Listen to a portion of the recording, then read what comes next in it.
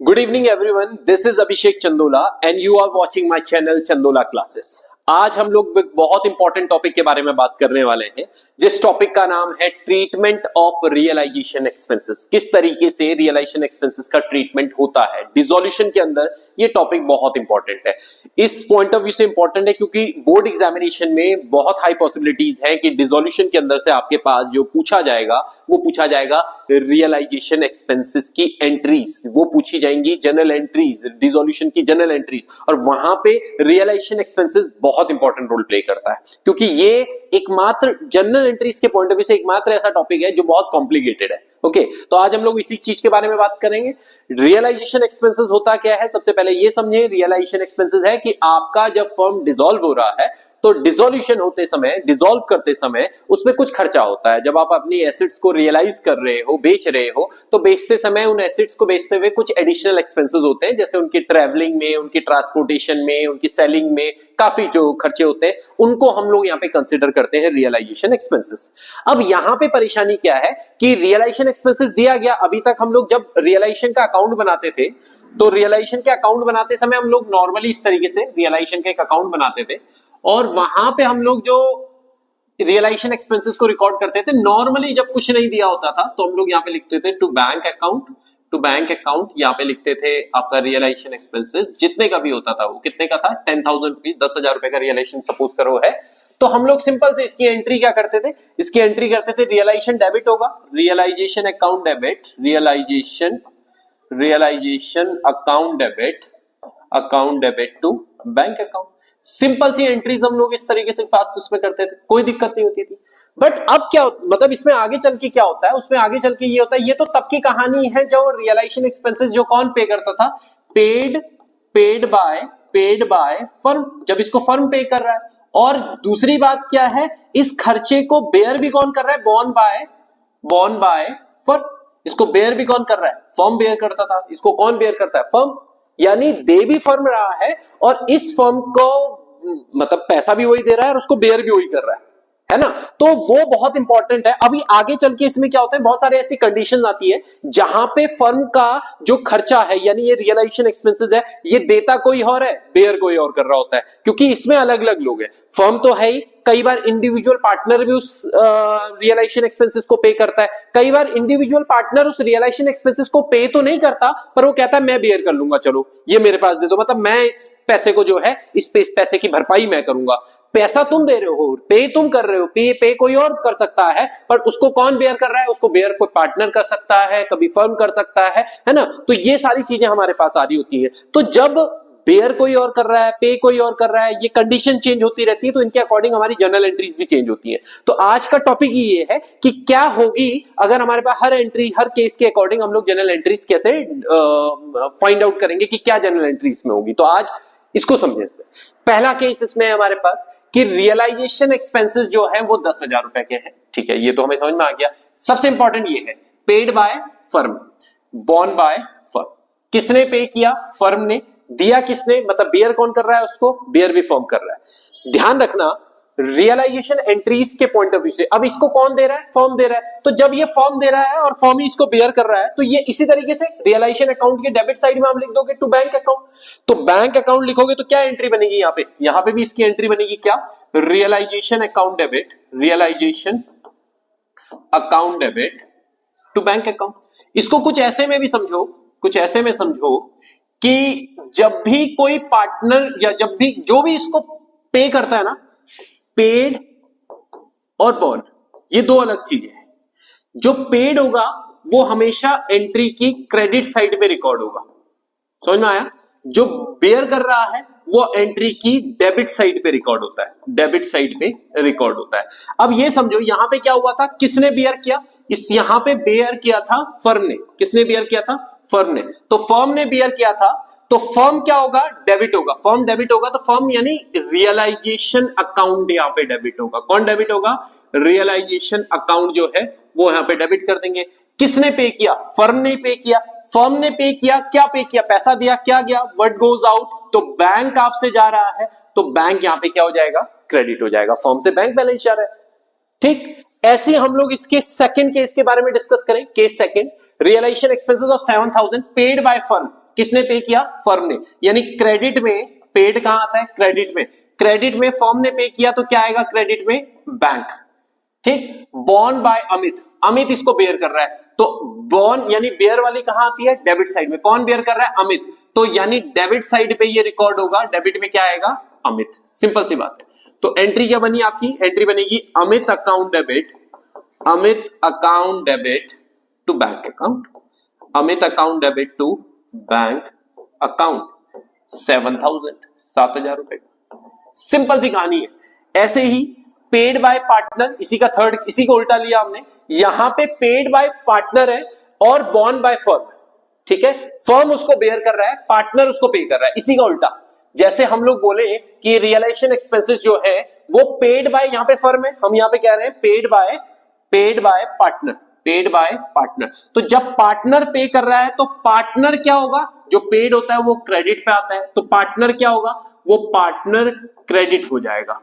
और borne by firm, firm born कर रहा है तो जो बेयर करता है वो कहां आता है? डेबिट में। डेबिट में कौन आ जाएगा? फर्म। फर्म का मतलब है रियलाइजेशन अकाउंट डेबिट होगा। कौन डेबिट होगा? रियलाइजेशन। तो यहां पे क्या हो जाएगी entry? Realisation account debit to partner. यहां पे एंट्री क्या हो जाएगी?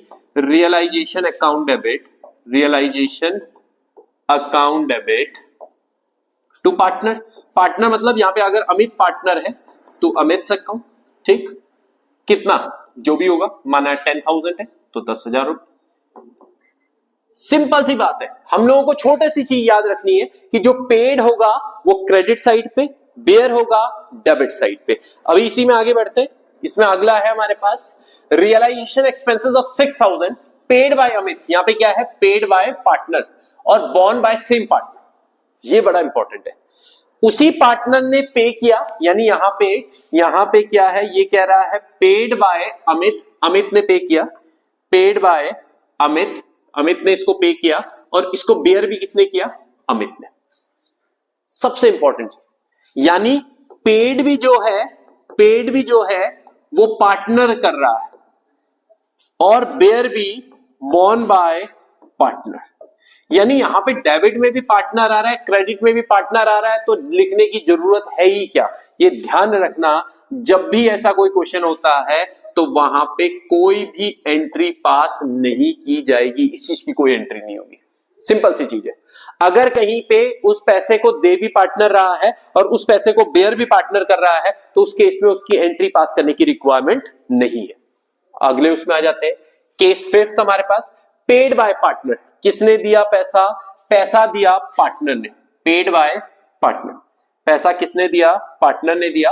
और बॉर्न बाय अनदर पार्टनर। अब ये सेम पार्टनर नहीं है, जैसे पिछले क्वेश्चन में भी पार्टनर था पर वो क्या था, इससे पहले वाला जो केस था ये, यहां पे क्या होता है ये ध्यान रखना, पेड बाय पार्टनर और बॉर्न बाय सेम पार्टनर, वही पार्टनर बॉर्न करेगा तब नहीं होगी एंट्री। हाँ, अगर उसमें यह है कि पेड बाय पार्टनर, पार्टनर ने दिया और दिया उसको बेयर किसने किया? किसी दूसरे पार्टनर ने बेयर किया, तो तब क्या होगा? जैसे एक क्वेश्चन हमारे पास, यहां क्वेश्चन में कह रहा है कि रियलाइजेशन एक्सपेंसेस ऑफ 10,000, 10,000 का रियलाइजेशन एक्सपेंसेस है, पेड बाय अमित। किसने दिया? अमित ने। बॉर्न बाय सुमित, दूसरा पार्टनर है ना, किसने बेयर किया उसको? सुमित ने। तो मैंने कहा था कि जो बेयर करता है उसको डेबिट में डालेंगे, तो डेबिट में क्या आ जाएगा? सुमित। और जो पे करता है उसको क्रेडिट में डाल देंगे, क्रेडिट में डाल देंगे। क्रेडिट में कौन आ जाएगा? अमित। सिंपल सी बात है, एंट्री हो जाएगी Sumit, Sumit account debit, Sumit account debit to Amit account, Amit account. कितना? 10,000।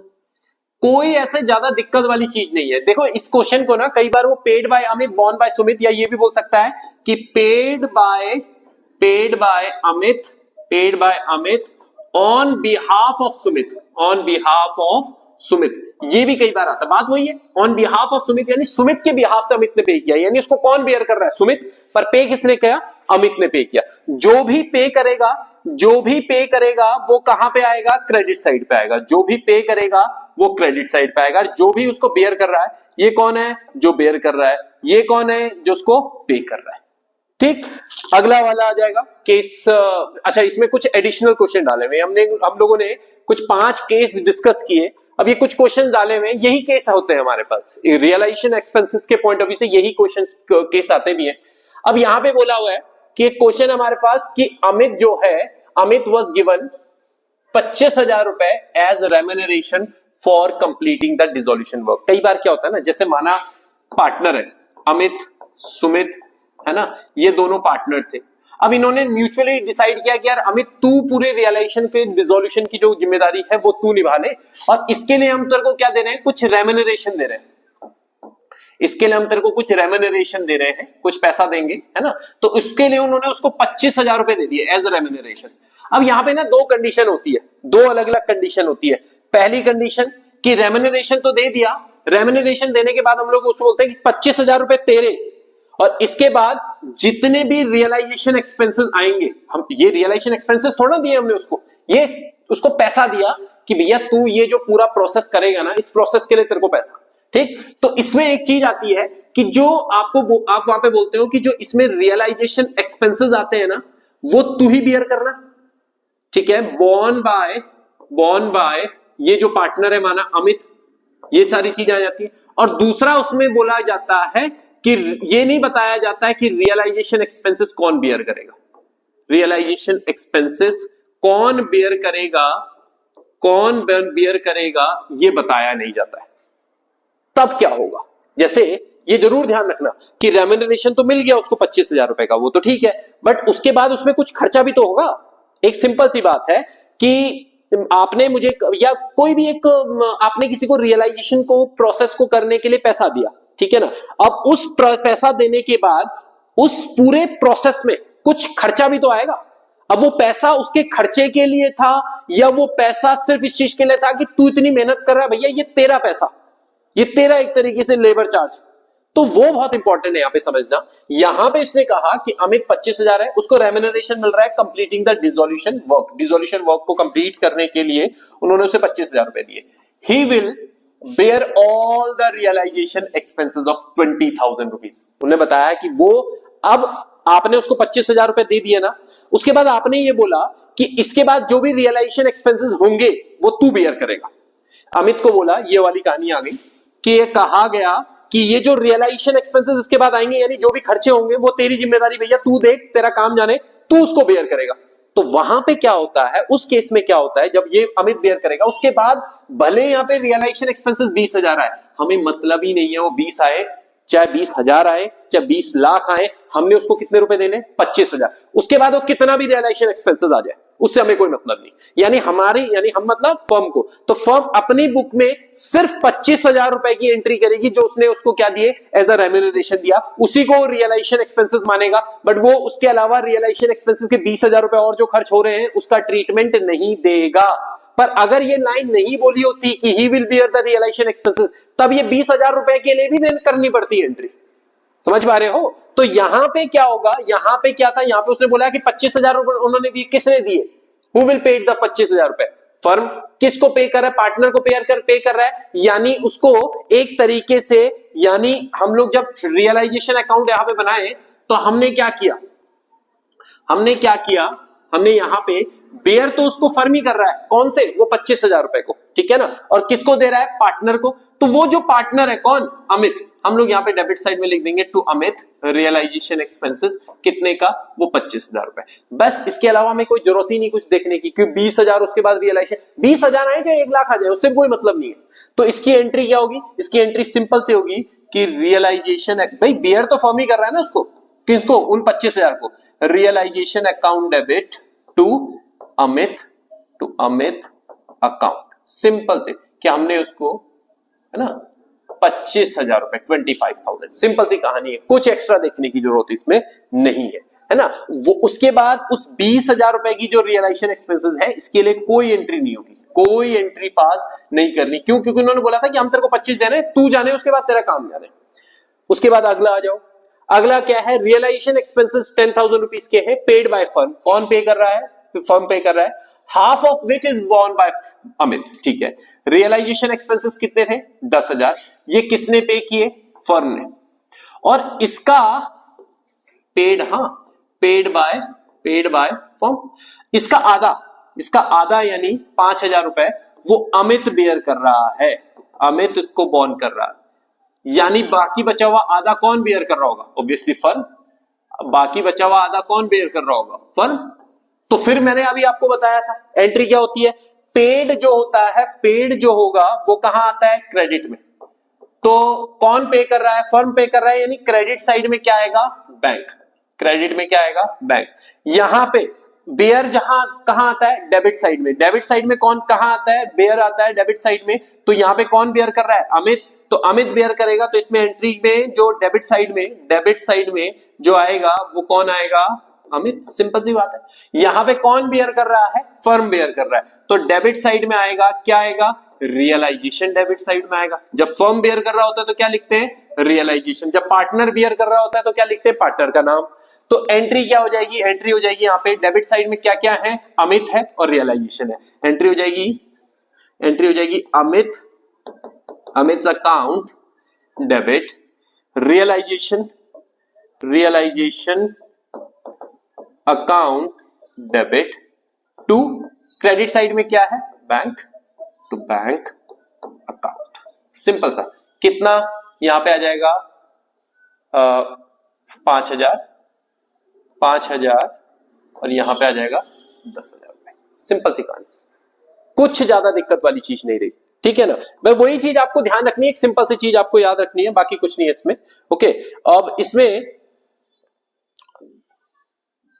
एक और, इसी में हम लोग क्वेश्चन को थोड़ा सा और मॉडिफाई करते हैं, एक क्वेश्चन और ले लेते हैं।